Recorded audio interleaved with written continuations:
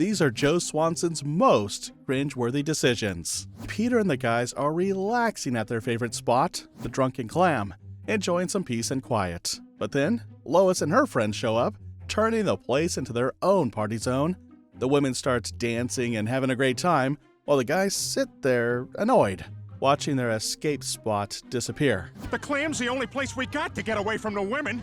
This is a bigger disaster than Jack Black's last movie. Fed up, Peter and his friends come up with a genius plan.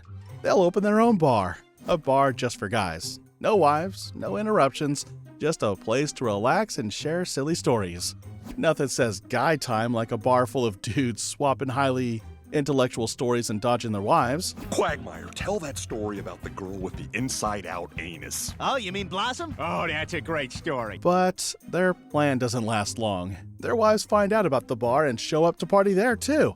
Bonnie sits with Joe, but instead of enjoying himself, Joe starts feeling bad about his wheelchair. Leave it to Joe to turn a night out into a pity party. What I mean is, I don't want to hold you back. Don't be silly, honey. It's just as nice watching other people have fun. God, I hate being handicapped. Sometimes I feel more useless than the head of the maids union. Joe's self-esteem took a nosedive so hard, it made his wheelchair jealous. Later, Joe hears Bonnie telling her friends that she's okay with giving up dancing forever because of him. Joe feels guilty and starts thinking about how he can fix things. God, she must regret this marriage. If only there was some way for me to walk again. Wait a minute, what am I saying? There's nothing wrong with me. I'm no different than any other guy. Joe's motivational speech to himself deserves an Oscar. Truly inspiring. Until you realize he's hyping himself for a midlife crisis in 4K. Then Bonnie walks in and hits Joe with a classic request: take out the trash. But of course, she doesn't say it like a normal person. Joe, would you put on your hand shoes and take out the garbage? Thank you. Hand shoes? Really, Bonnie? Joe decides to visit the hospital, hoping for a miracle that might help him walk again. Ever the optimist, he brings Peter along for moral support. Hey, thanks for coming with me, Peter. It sure would be wonderful if Dr. Hartman could help me walk again. Shockingly, the surgery works, and Joe can walk for the first time in 15 years. Bonnie offers him a ride home, but Joe, in peak look-at-me fashion, decides to skip the car entirely. Are you kidding? I've got working legs for the first time in 15 years and I'm gonna use them. I'm walking home. Imagine spending a fortune on surgery and then flexing by walking instead of driving. Peak Joe energy. Now that Joe's legs are fully operational, he dives head first into every activity imaginable with his friends. The problem? He's on a mission to make up for lost time, but Peter, Quagmire, and Cleveland are nowhere near his energy level. My God, Joe is running us ragged. Yeah, I haven't been this exhausted since I had that job as Jack A. Harry's personal grocery shopper. It doesn't stop there. Joe decides his old crew isn't cutting it anymore and introduces his friends to his new, cooler, and apparently more athletic squad. I realized over the last few days, the only reason I hung out with you guys is that I was crippled and you were lazy. I decided it's time I got some friends more suited to my status. But Joe, we've been friends for years. Hey, we all make mistakes. Wow, Joe. What a way to say thanks for being there. Peter later finds Joe at home where he's breaking up with Bonnie. Joe says he's moved on and doesn't want to be with her anymore. There's nothing to talk about. I've outgrown you, Bonnie. I need to spread my legs and fly. Keep the kid. Spreading legs and flying? Joe sounds like he's auditioning for America's Next Top Midlife Crisis. Peter, of course, can't let Joe ruin his life, but Joe refuses to listen. So Peter does what Peter does best: come up with a terrible, borderline criminal plan. The solution? Recrippling Joe. Because clearly, the moral high ground isn't Peter's forte. Leave it to Peter to turn Mission Impossible into Mission Immoral. Classic Griffin logic right there. Boys, there's only one answer. We gotta re-cripple Joe. It's the right thing to do, like taking out Hitler. Their mission backfires spectacularly. Joe, now a walking powerhouse, easily overpowers them. Just when all hope seems lost, Bonnie arrives with a gun, ready to handle things her way. Not until I have my husband back! My perfect ass! Oh, I'm sorry, Joe. I was aiming for your spine. Bonnie's blunt shooting skills are both terrifying and oddly impressive. Someone get this woman an action movie deal. In the end, Joe is back in his wheelchair, and Bonnie gets her husband back. Moral of the story? Sometimes change isn't always a good thing, especially if you're Joe Swanson. Joe is back in his wheelchair, and this time he's in for an unforgettable, awkward encounter with Lois. Don't miss the hilariously uncomfortable moment that's about to unfold. In this episode, Peter and Lois are all set to celebrate their anniversary at Lois's parents' fancy house. Cue the posh party vibes. But after the festivities, Lois heads to the bathroom to change into her swimsuit. Suddenly, boom! Joe barges in. Joe, I'm in here. Sorry, I didn't realize.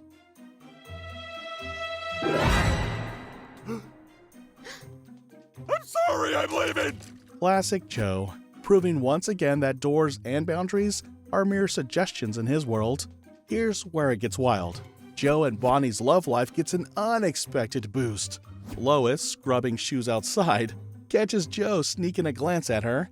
Instead of shutting it down, she leans in, unbuttoning her shirt and putting on a flirty dance that leaves Joe stunned, because nothing says helping a friend like shaking it up for their spouse, right? Hey, Bon, you busy? Should I get the pump? No need. Let's do this. Lois Griffin, you are adding spice to that marriage. Wow, look at me, making a difference for those in need. Then comes Act 2 of Lois's unintended circus. She's lounging in a bikini, slathering sunscreen on herself in the most extra way imaginable. Quagmire catches sight of her and immediately knows something's off. He peers through the bushes only to see Joe practically drooling. What is she doing? It's not even sunny.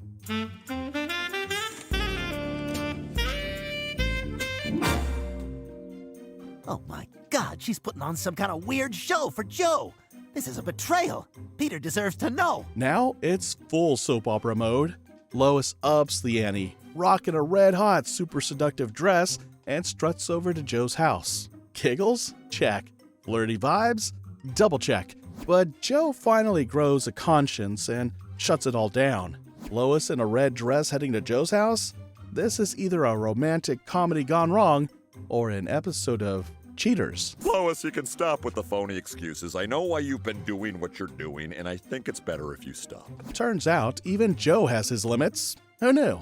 This episode is a roller coaster of awkward, spicy, and downright cringeworthy moments that only Family Guy could pull off. Joe's awkward encounter with Lois is just the beginning. Stay tuned for Joe's revenge. In this episode, Joe Swanson is hanging out with his friends, Peter and Quagmire, at their usual spot when they see a news report about a criminal named Bobby Briggs. Joe instantly becomes emotional, leaving his friends curious about the connection. You're damn right I do. Bobby Briggs is the one who put me in this wheelchair. And they got him. They finally got him. Joe's sudden emotional outburst? Award-worthy drama. This revelation catches Peter and Quagmire off guard. For years, Joe had told them a completely different story about how he lost the use of his legs. Peter, always the curious one, presses for details. I lied. I lied because I was ashamed of the real story. That I let a vicious criminal get away. Ah, yes, because nothing says hero cop like a tragic blunder-turned-origin story. Joe begins to recount the harrowing tale of the day Bobby Briggs left him paralyzed. How much heroin is here, Bobby Briggs? Why are you talking like that? Are you wearing a wire? Oh, you're dead, Joe Swanson. Joe's undercover persona? Straight out of a bad cop movie. Later, Joe celebrates the capture of his criminal with his friends. For the first time in years, he tells them he's had a good night's sleep. But just as Joe is starting to savor the relief, their celebration is interrupted by breaking news. Again recapping our breaking news, longtime fugitive Bobby Briggs has escaped from police custody. His whereabouts are currently unknown. News of Briggs' escape first broke on Telemundo, if you can believe that. Escapo, escapo, escapo! Joe's mood completely derailed. Briggs? Probably laughing from a safe distance. Joe's relief turns to fury. The man who ruined his life is on the loose again, and Joe is determined to put an end to this nightmare. He storms into the police chief's office, pleading to be put on the case. I know everything about Briggs. I'm the only one who can catch him. No, Swanson, you're too close to the case. The chief's reaction? A polite way of saying, calm down, Joe.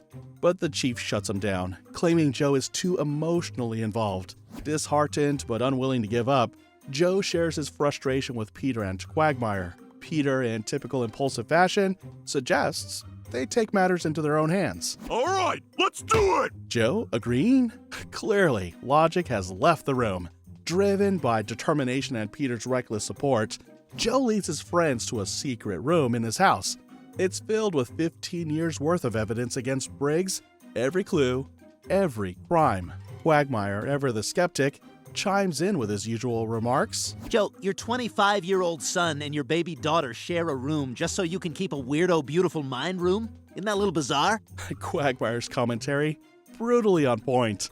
Despite Quagmire's blunt criticism, the trio dives into the evidence and decides to track down a stripper named Tanya, who might have information on Briggs's whereabouts. Hey, are you Tanya? Yeah, who are you? The guy who's looking for Bobby Briggs. Where is he? I don't know any Bobby Briggs, and even if I did, I wouldn't tell you. Quagmire steps in with his special skills to persuade Tanya to talk. She eventually spills the address, and the trio heads out. When they arrive, Joe bursts into the room ready to confront his enemy. Aha! We meet again, Briggs. Whoa, whoa, whoa, who are you? Joe Swanson. Who? Wait, you don't remember me? I infiltrated your heroin operation. We saw Reality Bites together. Joe's dramatic entrance? Completely wasted. Briggs doesn't even remember him. As Joe awkwardly tries to remind Briggs who he is, the criminal seizes the opportunity to escape. A chaotic chase ensues, but Briggs manages to jump onto a bus and disappear.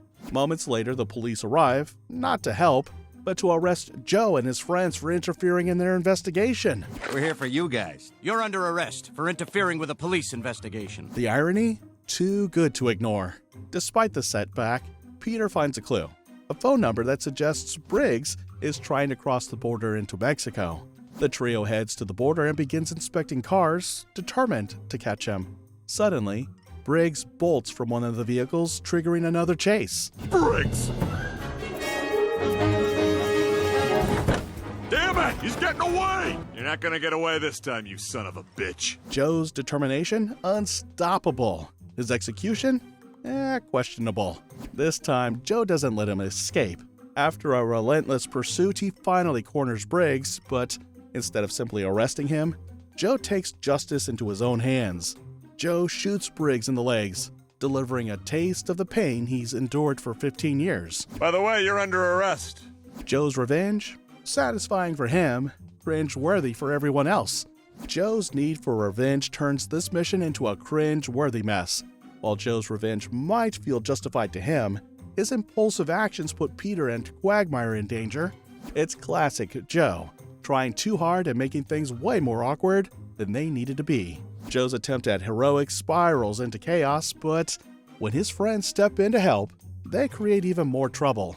Get ready for the big chaos created by Joe. Peter and the gang were just chilling, staring at a pudding ad on a giant billboard. Peter, in all his wisdom, claimed, "That's real pudding up there."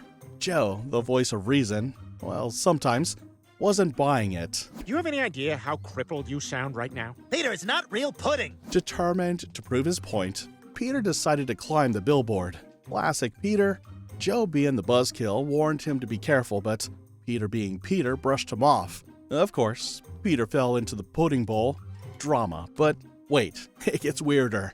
There was a lost kid just chilling in the pudding bowl. Peter, stay put! I'll call this in and we'll get a crew out here to help you both down! All right, but can you hurry it up? I got band practice later. Priorities, right? After saving the kid, Peter was hailed as a hero. During his hero speech, he made some deep, well, Peter-level deep, points about life being about doing, not thinking. Joe was so moved by it, he quit his job on the spot. Hey, Chief, it's Swanson. I quit. Joe's new lifestyle? Let's just say it's, unique. He kicks things off by proudly introducing his friends to his shiny air hockey table. That's harmless enough, right? But then, of course, Joe has to take it to a weird place. And check this out. It's the gun that no-leg Sprinter used to kill his girlfriend. Oh my God! Ah, Joe. Always keeping it classy. But Joe isn't done with his grand ideas. Next up, he ropes his buddies into a spontaneous road trip to Niagara Falls.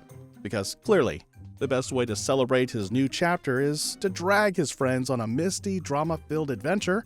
Joe's all about living in the moment, even if no one else asked for it. Well, I was thinking Niagara Falls. Niagara Falls? Ain't that just for lovers? Nah, it's for everybody. It's great to just stand there and let Mother Nature spray it all over your face. During the trip, Joe decided to relive his high school days by partying with some Kager kids. He burst into their room later, declaring his newfound cool status. You guys are lame. We're gonna go smoke something called croak. God, what the hell has gotten into Joe? I don't know, Quagmire. Living midlife crisis goals since 1999. Joe and the gang finally made it to Niagara Falls, everyone soaking in the beauty of nature's masterpiece. But, of course, Joe had to steal the spotlight with his unique plans. It's the most magnificent place in the world, and the greatest place to end it all. Goodbye, fellas. Oh my God, Joe killed himself! Friendship, the ultimate buzzkill for bad decisions. Luckily, Joe didn't take the ultimate plunge. Instead, he ended up dangling from a tree branch like the world's saddest piñata. Meanwhile, his ever-supportive friend stood nearby, shouting for help because, of course, that's what they're best at. Hang in there, Joe. We'll get some help. No, just let me die. Oh no, can't do that, Joe. We're friends. Once Joe was safely back on solid ground, they asked why he pulled such a stunt. Joe went full emo, saying he couldn't be a good cop or husband anymore. His friends, being the motivational speakers they are, hyped him up with some creative compliments. Like you're handsome. You have a handsome face. Well, he's got a good chin. I don't know about handsome. Joe wasn't done yet. After his friends tied him to his chair for safety, he sweet-talked Peter into opening a cable car door. Instead of Joe jumping, everyone else fell out. Hang on, guys! Don't worry, I'm coming! Hero Joe to the rescue. After causing the whole mess, of course. In the end, Joe saved his friends, proving he can be useful. But let's not ignore the fact that his melodrama nearly sent everyone to their watery graves. Classic Joe. Just when Joe thought he was starting fresh, things take a suspicious turn. Joe investigates and ends up catching the wrong killer in his pursuit of the truth. In the episode, Lois and Peter decide to escape the chaos and go on a cruise without Stewie. Bad move. Stewie, feeling all sorts of neglected and rejected, decides he's not having it. He sneaks onto the ship, gun in hand, ready for drama. Stewie? What the hell are you? How did you get here? Oh, there's a very simple answer to that. You drove me here, Lois, with all the indignities I've been forced to suffer day in and day out under your matriarchal tyranny. What are you doing with a gun? Oh yeah, Joe, totally normal to see a baby with a gun. Just a regular day at the office, right? When Lois mysteriously disappears after the cruise, Joe jumps into action as the lead investigator. But of course, it's Joe, so things get cringy. For starters, his brilliant idea of a replacement mom is dressing up as Lois himself. Yeah, Joe in a wig and apron trying to mom Chris. Cringe level expert. All right, sweetie, you ready to get some new notebooks and protractors and slacks? I want blue jeans. You're getting slacks! Sure, Joe. Dressing up as Lois and pretending to be a mom is the solution. So realistic. Peter's little life insurance policy on Lois conveniently comes up, and his friends are immediately suspicious. Honestly, who wouldn't be? Yeah, either of you guys think it's a little suspicious that Peter took out a life insurance policy on Lois right before she went missing? You don't think. That fat bastard murdered her, didn't he? That son of a bitch! He's a killer like Bernie Getz! Joe's next move? Fully buying into Stevie's manipulative evidence against Peter without digging any deeper? Because why investigate when you can just jump to conclusions, right? Joe arrests Peter in the most over-the-top way possible. Joe, what the hell is going on? You're a suspect in Lois's murder. That's what's going on. Don't make us go good cop, developmentally disabled cop on you. We know that, you, killed Lois. Yes, Joe. Why bother with evidence when you can just jump to conclusions? Classic move. And let's not forget Joe's dramatic courtroom antics where he's all in on Peter being guilty. Joe's detective skills in action until Lois strolls in alive. Oops, my bad. Talk about a facepalm moment. Maybe next time Joe leave the detective work to someone else. Joe's investigation goes from bad to worse, but in the next episode, he catches 100 kilograms of cocaine and becomes a hero. Don't miss it. Joe's big moment came when he caught drug dealers with 100 kilos of cocaine. Naturally, he became a local celebrity. Cue the I'm famous now drama.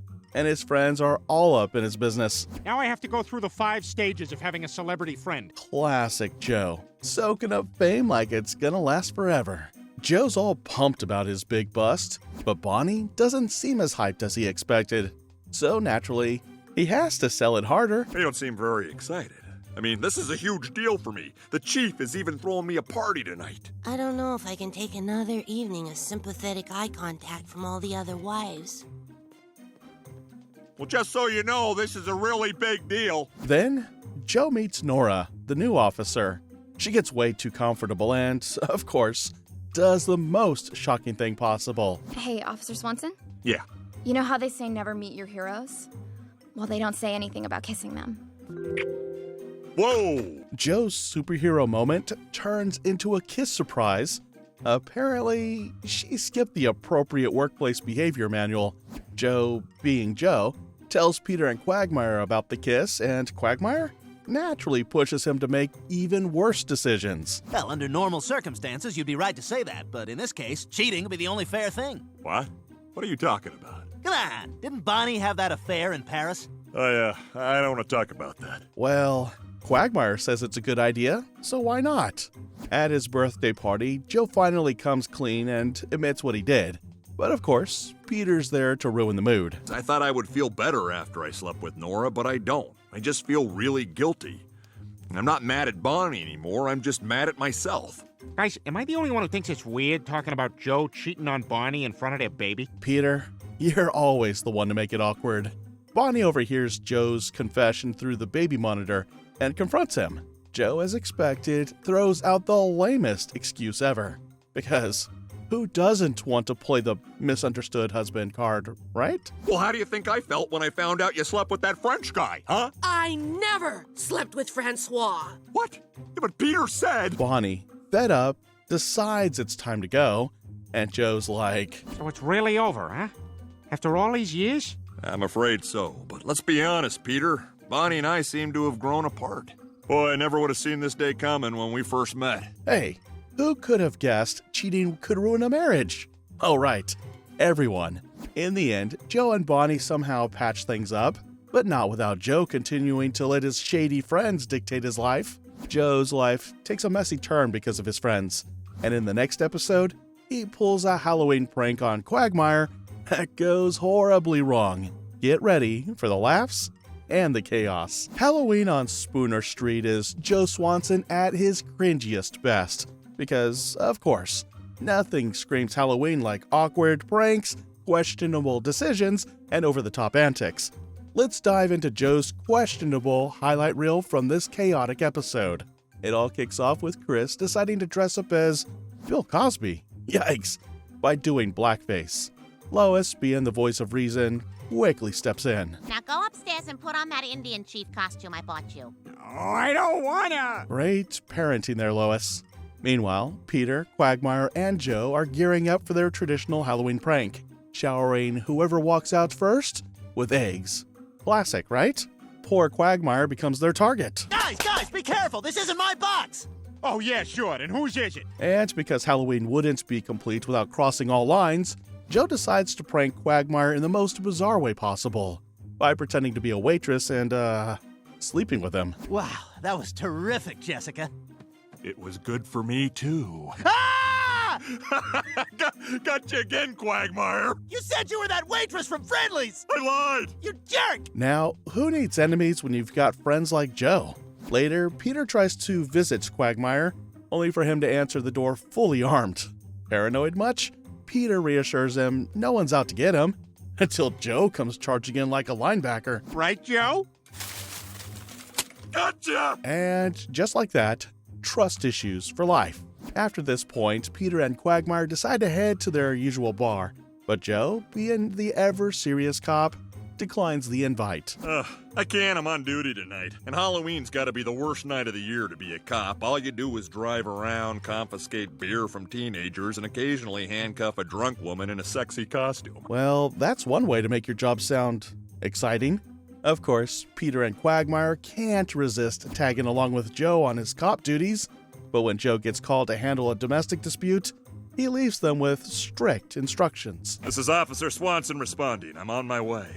All right, you guys, these domestic dispute situations can get pretty dicey, so I need you to stay in the car, okay? No joking around. Yeah, because these two are known for their ability to follow rules.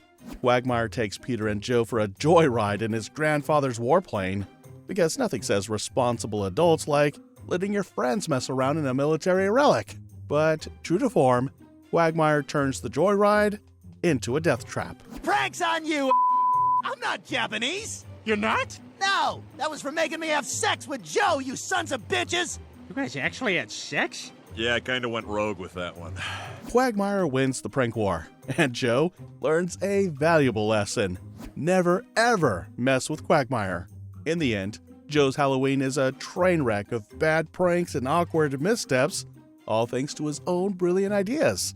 While his friends escape the chaos, Joe ends up the ultimate punchline, a fitting end for the king of cringeworthy decisions. Classic Joe. Halloween on Spooner Street is full of cringeworthy pranks, but Joe's about to crack a bigger case. He's going after a fake Lois. Stay tuned. Lois gives piano lessons to her student Alana, who she says is her best student ever. Why? Not because of her skills, but for a hilariously awkward reason. And you were always the only teacher in town who didn't rest a hand on my knee while I played. Yeah, that's one way to set the bar high, Lois. Moving on, Lois learns that Alana, despite graduating 5 years ago, hasn't gone to college. When Lois asks why, Alana admits she can't afford it.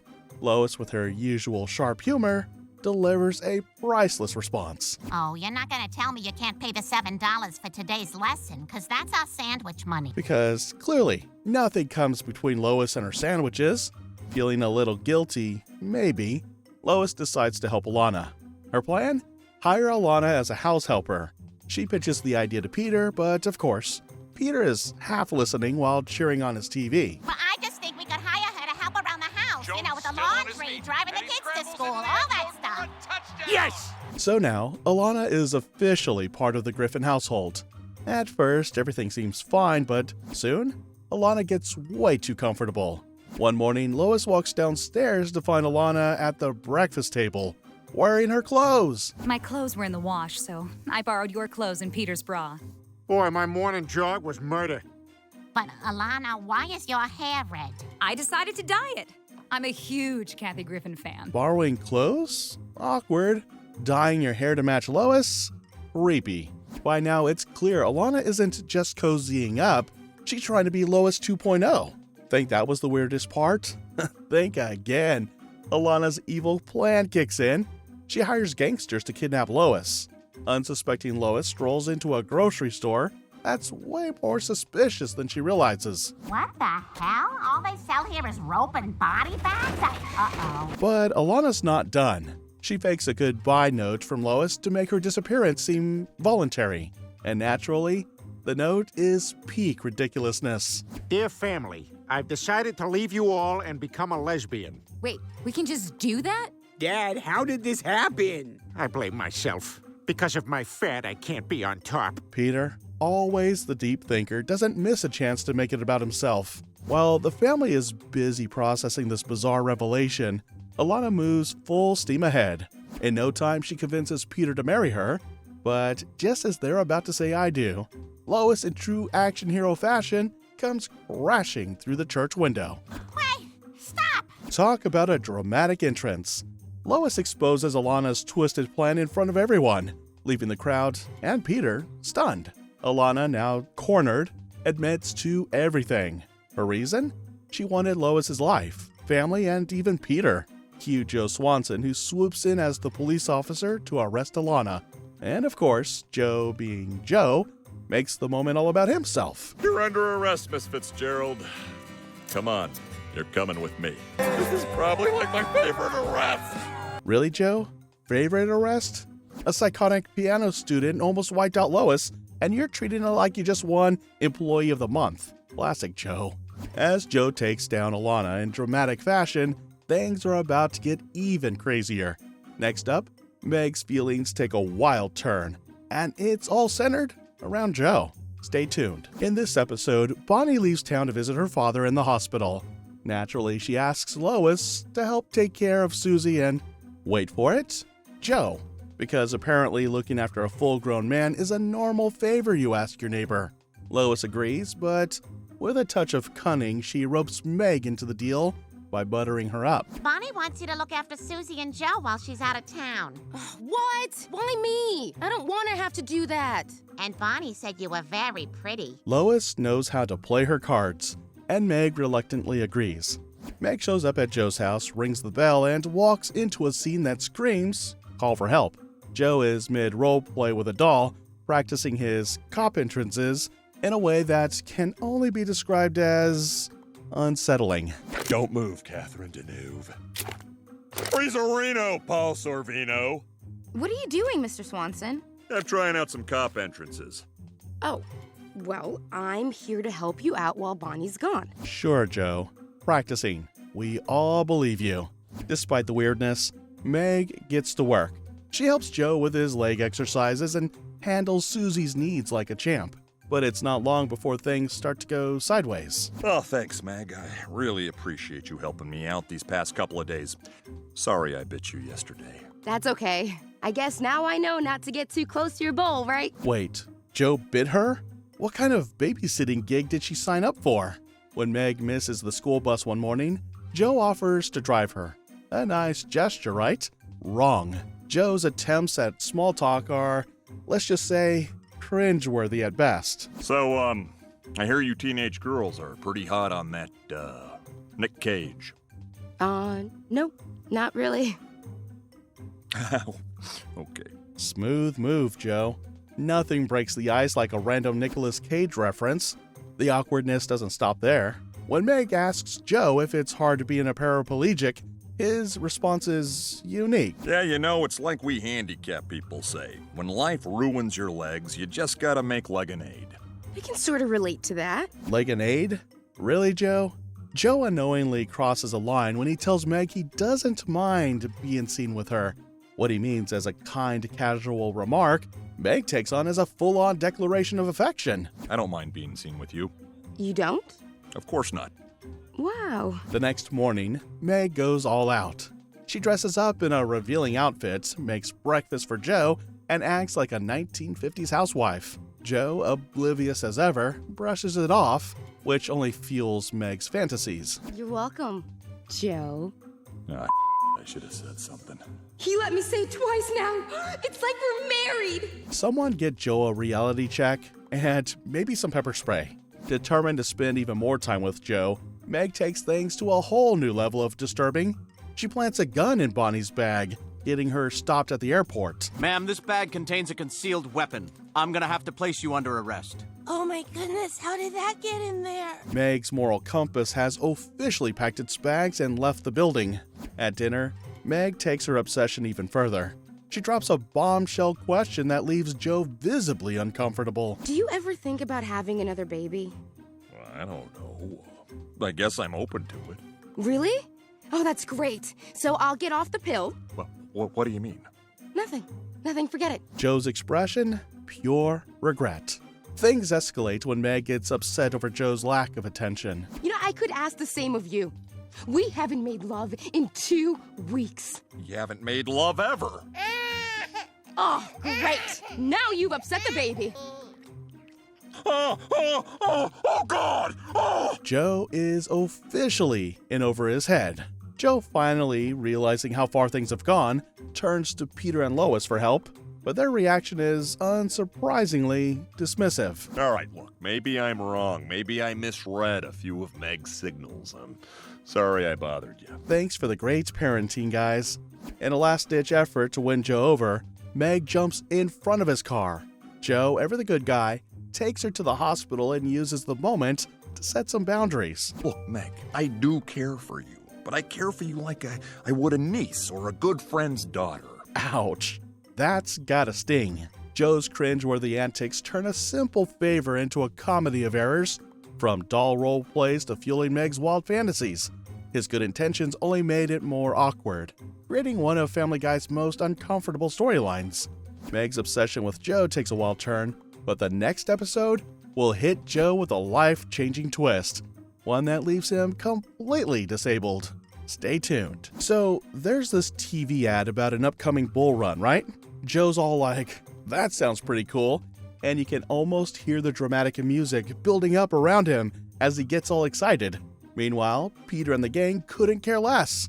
They're probably plotting their next bad decision. Joe heads to the bar, thinking he's about to become the life of the party, but Peter and his crew, classic move. You guys, we are so doing that bull run. Buying the tickets as we speak. But we can't tell Joe. Of course not. He'll be dead weight. You can't do a bull run with a guy in a wheelchair. Yeah, this is for athletes. Ah, yes, the good old let's lie to Joe strategy. Totally foolproof, guys. But hey, we all know this is going to end wonderfully, right? The guys lie to Joe, saying they're going to a chef competition, but it's obvious he'll figure it out. Joe shows up already suspicious and ready to crash their plans. It's all fun until chaos unfolds. Look, Joe, we didn't want to tell you, but we're going to the seriously wicked bull run. We didn't invite you because we didn't think you could keep up. Come on, my handicap has never held me back. I'm coming with you guys. Oh, sure, Joe. Just jump right in. What's the worst that could happen? It's not like running with bulls while in a wheelchair is a terrible idea. So the race starts. Everyone's running for their lives. Peter and Cleveland already questioning their life choices, but Joe's living his best life, making them look like amateurs. This is amazing! I told you guys I could do it! Oh, Joe, look at you, living your best delusion. Sure, why not? A wheelchair and a bunch of bulls? Not a single thing could go wrong. A beer cap hits the road and chaos erupts. Peter shouts, "Watch out!" But Joe's already ahead until his wheelchair folds, sending him crashing. Then bam! Charging bulls turn the disaster into real pain and regret. You alright? I can't feel anything below my neck. I can't move a muscle, guys. Oh my God! Joe's completely paralyzed! Perfect, Joe. Just perfect. This was the plan, right? At the hospital, Joe's looking at the doctor like, "So, am I really paralyzed?" Because, of course, he just had to go there. Maybe not the best time for some casual chit-chat. The doctor, however, drops the bomb. And yes, Mr. Swanson has lost all movement and will require around-the-clock care, most of it disgusting. Ouch, Doc. Not even sugarcoating it. After Bonnie left Joe, leaving him completely paralyzed, Peter couldn't figure out what Joe was trying to point at. Look, guys, I don't want to be a burden to anyone. You go ahead and live your lives. I'll be fine. Aw, Joe. Trying to be all noble now. Peter and his friends visit Joe, and while they're there, they notice something strange. There's a phone ringing from the back of Joe. Joe, that ringing, it's coming from your back. It is. Holy crap! Dr. Hartman must have dropped his phone in Joe when he was looking at his spine. Oh, thank God.